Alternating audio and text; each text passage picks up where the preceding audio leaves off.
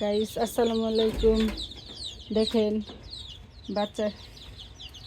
বাচ্চাদের জন্য সকালবেলা দেখি আরও উপরে উঠতে চায় বাচ্চারা, সেজন্য বাচ্চাদের জন্য একটা বেঁধে দিচ্ছি।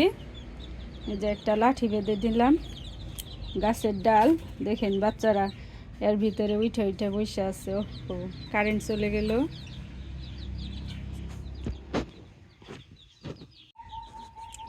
এই যে বাচ্চারা সবাই উপরে উঠতেছে আর নিচে নামলো। এই যে বাচ্চাগুলাও খাবার খেয়ে ফেলছে সবগুলাই, যে একটা উঠে বসে আছে। এই যে বাচ্চারা বাচ্চারা তোমরা সবাই কি করছো? আর মুরগির বাচ্চার বয়স প্রায় মাসের কাছাকাছি চলে গেল। প্রায় মাসের কাছাকাছি হয়ে গেছে।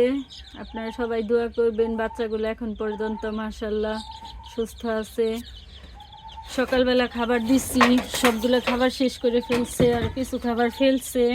এই খাবারগুলো করে দিলাম, খাবারগুলো খেয়ে ফেলবো।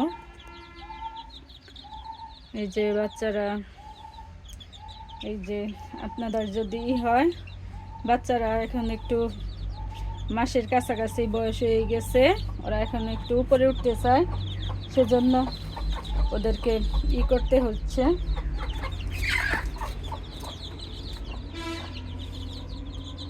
একটা লাঠি বেঁধে দিচ্ছি। সবাই দোয়া রাখবেন, আর বাচ্চাদের জন্য সবাই দোয়া করবেন, বাচ্চারা যাতে সবাই সুস্থ থাকে। এই যে এখানে একটা মুরগি কুচে বসছে, কিন্তু ওটার বীজ ডিম নাই, ওটা বসানো যাবে না এটাকে, সেজন্য দরজা আটকে দেই যাতে ভিতরে ঢুকতে না পারে। আর মুরগি দেখেন, এই যে এইখানে একটা বস্তার ভিতরে ডিম পাইরে রাখছে।